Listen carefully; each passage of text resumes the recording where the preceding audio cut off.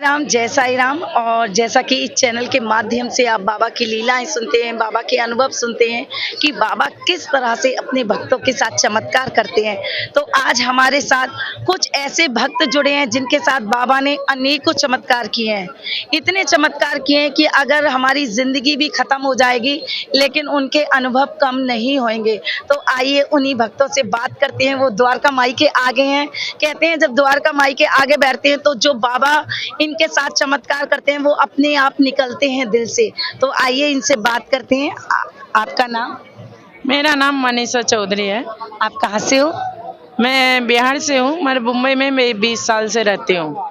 आप क्या करते हैं? मेरा पहले छोटा मोटा टिफिन का बिजनेस था जो मैं बनाती थी और हस्बैंड पहुँचाते थे। ऐसा 15, 20, 30 टिफिन, उसी से गुजारा होता था। एक लड़का है और एक लड़की है। तो आपके साथ जो बाबा ने चमत्कार किए हैं उसके बारे में कुछ बताइए कि आप बाबा से कैसे जुड़ी और बाबा की क्या लीला आपके साथ है? मैं सबसे पहले बाबा आपके साथ कैसे जुड़े? आप बाबा के साथ मुझे कोई बताया नहीं बाबा का मतलब क्या है, मगर मेरे जहाँ मैं रहती थी वहाँ बाबा का एक साईं बाबा का मंदिर था। मैं आती जाती देखती जो ये कौन है, मैं उनके बारे में कुछ नहीं जानती। वहाँ पर साल में एक बार भंडारा होता, मैं खाने जाती थी भंडारा। तो मुझे पता नहीं जो मैंने बाबा कौन है।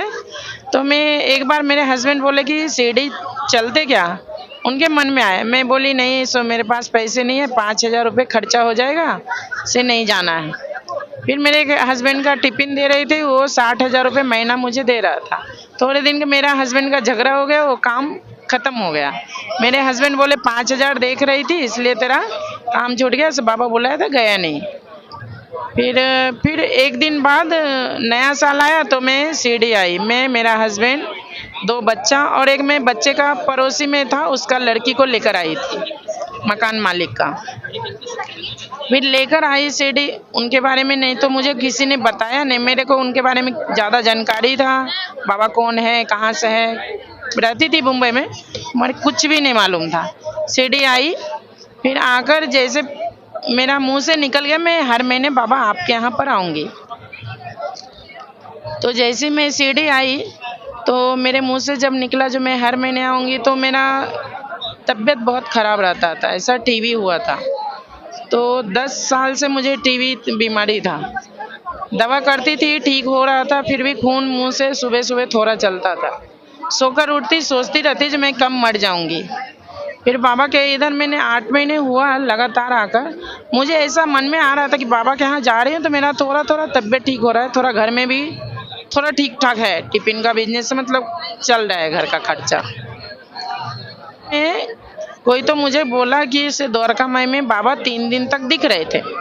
तो मैं बोली नहीं बाबा। फिर मैं क्या की, मैं बोली एक जने झूठ बोल सकता है। फिर मैंने 2-4 लोगों से पूछी तो वो लोग बोले नहीं बाबा सच में दिख रहे थे। तो फिर मैं उस दिन से थोड़ा सोच रही थी कि जो बाबा, मैं हर महीने आती हूँ तो मुझे बाबा नहीं दिखे, जो कभी कभी आ रहे थे उसको बाबा दिखे। मतलब वो भाग्यशाली था और मेरा किस्मत में नहीं था, मैं पापी हूँ इसलिए बाबा नहीं दिखे। फिर हम लोग फिर भी उनका सुबह शाम भजन सुनती थी ऐसा मोबाइल पर। तो जैसे भजन सुनती है, जैसे मैडम है इनका चैनल देखती थी, तो ऐसा मैं उनका शिक्षा लेती हूँ, जो वो मतलब सही राह चल रहे हैं तो उनका देखकर मैं भी सीखूं। फिर मैं आई सीढ़ी 9वें महीने में, तो मेरे पास पैसे नहीं था, तो मैं शनि सिंगापुर भी जाती थी बाबा का दर्शन करने के बाद। तो मेरे हस्बैंड बोले तुम शनि सिंगापुर नहीं गई क्या? तो मैं बोली पैसे नहीं था इसलिए मैं नहीं गई। तो बाबा रात को सपने में आते हैं और बोलते हैं मैं ही भोला, मैं ही शनि, मैं ही सब। फिर मैं बोला ठीक है, बाबा जब बोल ही दिए हैं तो फिर बाबा सब में है। फिर उस दिन से फिर अगले महीने हस्बैंड आए सीढ़ी, मैं नहीं आई। मेरा ऐसा था घर में कोई न कोई बाबा के यहाँ पहुँचते थे, पैसा नहीं होता था तो कोई न कोई आ जाते थे।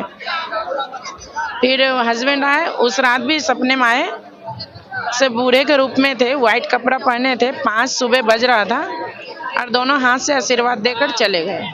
ऐसा लगा कि जो मेरा तबीयत थोड़ा ठीक हो रहा है। बाबा की विभूति खाती थी और मुझे अच्छा लगता था। उसके बाद में तबीयत में बहुत सुधार आ गया।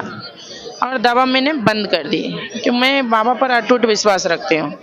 बाबा की विभूति के सामने दवा डॉक्टर में नहीं कुछ समझती हूँ। तो फिर बाबा एक दिन सपने में आते हैं और बोलते हैं हमसे, जो तुम लोग जितने भक्तों हैं, जो तुम करते हो वही तुम भरते हो, हम कोई दुख नहीं देते हैं।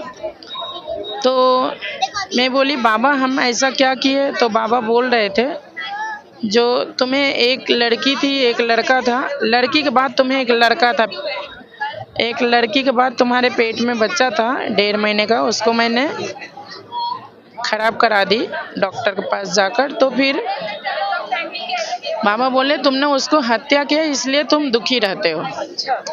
फिर मैं बाबा ने आपको सपने में बोला? हाँ, जो तुम इसीलिए दुखी रहती इसीलिए बीमार होती हो। फिर मैं बोली बाबा मैं 20 साल की थी, मुझे तो इतना समझ भी नहीं, जो मैं बच्चे हत्या करूंगी तो मुझे इतना दुखी होगा। अब तो गलती हो गई, अब मैं क्या करूं? तो बोलते बाबा गाय का गोबर होता है ना, वो तुम्हारा हस्बैंड पानी से गिलो, तुम्हारा तबीयत ठीक हो जाएगा। गिलो मतलब? पानी से थोड़ा सा पीने का, अंदर लेने का, और उसके बाद पानी पियो। गाय का गोबर पेट में लेने का, मुंह में पानी पीने का। तो थोड़ा लाई, थोड़ा मैं, थोड़ा मेरा हस्बैंड, वो दोनों मिल खराब कराई थी। तो फिर उसके बाद मैंने पानी से गिला, 9 गुरुवार रहा बाबा का। उसके बाद मेरा तबीयत ठीक हो गया पूरा तरह से, एकदम ठीक हो गया कि एकदम ठीक हो गया। तभी से मेरा सिर द्वारका माई में बाबा बैठते थे, अपने भक्तों को यही चीजें बताते थे कि ये करना है, वही आपके साथ? हाँ, वही हमारे साथ बाबा किया। फिर उसके बाद जब तबीयत ठीक हुआ, कभी खराब नहीं होती थी, और कभी बाई चांस सिर दुखा तो बाबा विभूति लगाने से ही ठीक हो जाता था। फिर ये सब तो ठीक हो रहा था, मगर घर में पैसा नहीं आ रहा था, नहीं पैसा आ रहा था नहीं कुछ। फिर एक दिन मैं बोली, जो एक तो टिफिन का बाबा काम दिया है, सुबह 6 बजे से रात को 11 बजे तक काम करती हूँ, और घर में बाबा भी आकर बैठ गए, इनको नहलाओ, इनको कपड़ा पहनाओ, इनकी इतनी सेवा करो, इससे अच्छा मेरे तंग हो गई, मैं बाबा का सेवा नहीं करूँगी। तो एक दिन सपने में आकर बोलते हैं, तुम अकेली नहीं हो ना, तुम घर में 4 लोग हो, तो तुम नहीं कर सकती हो तो तुम्हारा हस्बैंड कर सकता है, नहीं तो तुम्हारा बेटा, नहीं तुम्हारा बेटी, 4 जने में 1 जने कोई सेवा किया करो। मतलब बाबा आपके सपने में आए? हाँ, फिर से आकर ये बोल रहे थे। फिर मैं बोली कि ठीक है। फिर उस दिन से लड़की छोटी थी मेरी 10 साल की, तो उसको मैं बोलती थी बाबा को नहला धोला का कपड़ा पहना दिया करो। कभी लड़का करते थे, कभी हस्बैंड, कभी मैं, तो जिसको टाइम मिलता था वो करते थे उनको। फिर जैसे 1 साल हुआ ना, तो मुझे लगा कि से मतलब आते तो है सपने में, मेरे मन में ऐसा भरम होने लगा कि भगवान नहीं है, भगवान रहते तो मेरे पास बहुत पैसा घर रहता था, ये भगवान नहीं है, सो मैं इनको नहीं रखूंगी घर में, ये मेरे से फुकट में इतना पूजा कराते हैं, मैं सीढ़ी जाती हूँ, मेरा पैसा खर्चा होता है। मेरे मन में ऐसा भरम बैठ गया, पाप घेर लिया। तो मेरे दिल में ऐसा लगता था मैं गरीब हूँ, मैं किसी को दान पुण्य जल्दी करती हूँ, इसलिए मेरे सपने में आते हैं। तो मुझे बोलते हैं दान पुण्य तुम कुछ नहीं करती हो, एक से एक दान पुण्य करने वाला बैठा है, मेरा भरम तोड़े है, उनका चरणों पकड़े रहो। 3-4 पंडित ऐसा बोला। फिर भी मेरे एक दिन मन में ऐसा बहुत गुस्सा आया, बहुत गुस्से से जल कर रही थी। मैं बोली हस्बैंड को, इनको ना विसर्जन कर दो, अपने इधर शिव जी है और माता रानी, उनको ही मानते, इनको भगवान नहीं है ये। हस्बैंड बाइक चला रहे थे, मैं उनको पीछे लेकर बैठी थी। उनका बुक का, उनका जितना कपड़ा था वो सारा मैंने विसर्जन कर दिया पवई तालाब में, मुंबई में। हाँ, इतना गुस्सा फुल था मेरे सिर पर। और मैं उनसे बोली कि मैं आपको डाल रही हूँ, मेरे ऊपर नाराज नहीं होना, मेरे से सेवा नहीं हो रहा है, इसलिए क्षमा करना। और पत्थर का मूर्ति था, डालते टाइम तो डूब गया। मन में थोड़ा दुखी हुई, मेरे मन में दुष्ट भी था, जो मैं किसी जगह रखूंगी तो कोई बाबा को ले लेगा, मेरे पास से बाबा जाना भी नहीं चाहिए, इसलिए मैं तालाब में डालूंगी। हाँ, मेरे मन में दुष्ट था, जब मैं किधर रखूंगी तो कोई बाबा को उठा लेगा, इसलिए मैं तालाब में। बाबा ये बोले कि मेरे को विसर्जन, बाबा उसके बाद सपने में आए और ये बोले कि तूने मुझे विसर्जन कर दिया, लेकिन मैं तेरा साथ कभी नहीं छोड़ने वाला हूँ। मेरे मन में था अंबानी है ना, वो सिर्फ कान्हा को पूजा करती है, बाबा तो पूजा भगवान है ही नहीं, मैं भी कान्हा को ही मानूंगी। तो बाबा बोल रहे थे अंबानी, हाँ लालच था, हाँ सो कान्हा को पूजा करती है। तो बोलते कान्हा को पूजा करती है, मरना वो मेरे को उनकी अंबानी का बीवी है ना, वो ना मेरे को गुरु के रूप में मानती है, वो मेरे पास आती है, बाबा मुझे ऐसे शिक्षा दे रहे हैं, मैं वो मुझे चाह रहे हैं मतलब इसको सही राह पर लाऊं। मैं उनको ऐसा सोच रही थी बाबा ये सब है ही नहीं, भगवान है ही नहीं, फिर भी बाबा ने आते रहे। फिर मैं एक दिन बहुत रोई, जो ये सब गलत है, मतलब मैंने बहुत गलती किया है। फिर सेम वैसे ही मूर्ति लेकर गई बाबा का मंदिर आकर, फिर बाबा का पूजा पाठ करना स्टार्ट की। 2 लाख कर्जा था, वो बाबा जब तोड़ दिए तब मुझे ऐसा लगा कि नहीं बाबा सही है। एक बाबा जब शिव के रूप में दिखे, कान्हा के रूप में दिखे, राम के रूप में दिखे, गणपति के रूप में दिखे, मैया के रूप में दिखने लगे, तो मुझे लगा कि बाबा में सब है। बाबा मतलब दत्तात्रेय है, ब्रह्मा विष्णु महेश। इत देखूं तो तू लागे कन्हैया, उत देखूं तो दुर्गा मैया। तो बाबा में अनेकों रूप हैं, जो भी आप मन में धारण करेंगे वही रूप बाबा बना लेते हैं, जो हमारे भक्त के साथ किया बाबा ने।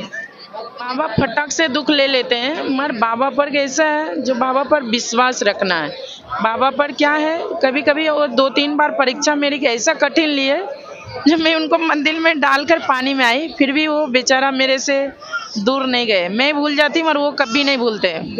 एक फूल भी उनको मैं प्यार से चढ़ाती तो उनकी भी वो रखते हैं यादें, मुझे ऐसा लगता है पूरा का पूरा हेल्प करेंगे।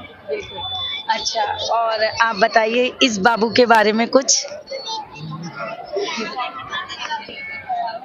तो लास्ट ईयर हम आए थे न्यू ईयर पर पूरी फैमिली के साथ, और हम सब ने, मम्मी ने, मैंने, सब ने मांगा था कि एक हमें छोटा घर में बाबू दे दो और लड़का दे दो।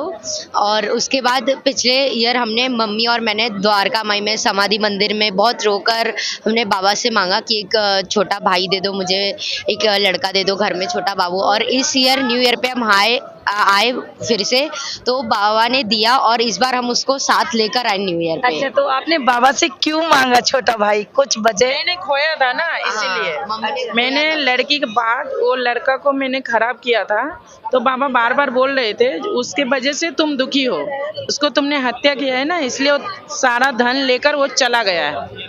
तो मैं बाबा से बोली अभी लड़का है 21 साल का, लड़की है 16 साल का, फिर भी मुझे दे दोगे तो मैं ले लूँगी, मैं दुनिया का नहीं सुनती हूँ जरा, तो मैं आपका सुनती हूँ, आप अच्छा करो तो भी, बुरा करो तो भी। तो बाबा ने लड़का रिटर्न मुझे दे दिया। बोल साईनाथ महाराज की जय। कहते हैं ना, तुम ना करोगे तो कर्म कौन करेगा, और तेरे बिना साई झोली कौन भरेगा। तो देखिए कहाँ इनके साथ जो भूल हुई, उस भूल को सुधारने के लिए इन्होंने पश्चाताप किया, और जब पश्चाताप हुआ तो इन्होंने, ये इनकी बिटिया है जिन्होंने अपने भाई को मांगा। तो कहते हैं ना कि बाबा कब क्या दे देते हैं कुछ नहीं पता। हम जो सुबह से शाम तक गलती करते हैं, हम इंसान हैं और वो भगवान है, गुरु है। वो मुझे ऐसा लगता है राम ने भी गुरु को माना था, कान्हा भी गुरु को माना था, बाबा हम लोग का गुरु है। गुरु को चरणों पकड़े रहो, उनसे दिन भर सुबह से शाम तक आप क्या गलती करते हो वो ध्यान रखो।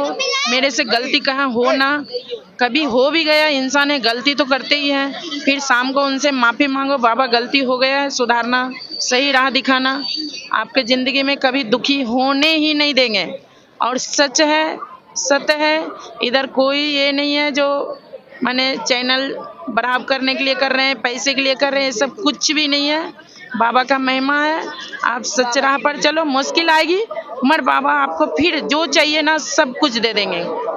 ये सब धन दौलत ये सब तो एक लालच है, मगर बाबा जब है तो किसी चीज़ का कमी नहीं है। बस मतलब बाबा ने आपको मतलब बहुत कुछ दे दिया। मुझे ऐसा अब लगता है, जो पैसे तो पहले पैसे लालच था, ये लालच था, वो लालच था, मुझे अब लगता है सिर्फ बाबा मुझे ज़िंदगी में चाहिए। ये लड़की सुबह से शाम तक एक गलती करते हैं, सीधा बोलते हैं कल गलती मत करना, सिर्फ खेल पर ध्यान दो। लड़का क्रिकेट खेलता है, लड़की क्रिकेट खेलता है। तो मैं एक बार आते टाइम बाबा से बोली, बाबा मैं बहुत मुश्किल से ये लोग को क्रिकेट खिला रही हूँ, रो का फीस भरती हूँ, एक ढंग से कपड़ा भी। बेटा क्रिकेट सीखता है? हाँ, 5 साल से सीख रहा है, बाबा आने से पहले ही डाली थी। मैं बोली बाबा क्रिकेट नहीं बन पाएगा क्रिकेटर, कोई बात नहीं है, छोटा मोटा नौकरी कर लेगा 15-20 हज़ार का। तो बोलते नहीं, तुम सिखाओ, तुम्हारा बच्चे जरूर बिकेगा। IPL में। लड़की इंडिया तक खेलेगी, मर्द तुम उसको सीधा सही राह पर बोलो चलने के लिए, बाकी का मैं हूँ। वो क्रिकेट खेलता है, तब मैं बोली बाबा जब तक ये लोग बनेंगे नहीं तब तक मैं आपका द्वार छोड़ूंगी नहीं, लास्ट तक मेरा जब तक पाँव चलेगा। तो मैं आती रही। इन कॉल आया शूटिंग लाइन से, पिक्चर शूटिंग होता है उससे, आप खाना दे सकते हो, 4 लाख का काम है। उस टाइम मेरे पास 2 लाख कर्जा था। तो वो मैंने 20 दिन पहले बाबा बोले कि तुम्हारा कर्जा टूट जाएगा, तुम टेंशन मत लो। मैं सोच रही मेरे पास कोई 2 रुपया देने के लिए रेडी नहीं है, 2 लाख रुपए मेरे पास कहाँ से आएगा। ये सब सपना में झूठ है, मगर बाबा का कहा एक भी मिटा नहीं। 20 दिन बाद कॉल आया शूटिंग लाइन, मैंने खाना दिया उसको, 2 लाख रुपए मैंने खर्चा किया, 2 लाख मुझे बच गया, पूरा कर्जा टूट गया। तब से मुझे ऐसा लगा कि बाबा जो जो बोल रहे हैं वो सब हो रहा है। फिर बाबा का कृपा से सीडी में 2 BH का फ्लैट ली। उसके बाद मुंबई में अभी घर नहीं है, मुंबई में बाबा बोल रहे ये फ्लैट होने के बाद तुम्हें मुंबई में घर दिलाएंगे। लड़का क्रिकेट खेल रहा है, लड़का को भी बाबा धीरे धीरे आगे बढ़ा रहे हैं। तो बाबा का इतना चमत्कार है जो मैं बताएंगे तो मुझे पता नहीं कितने दिन लग जाएंगे, हर दिन चमत्कार करते हैं।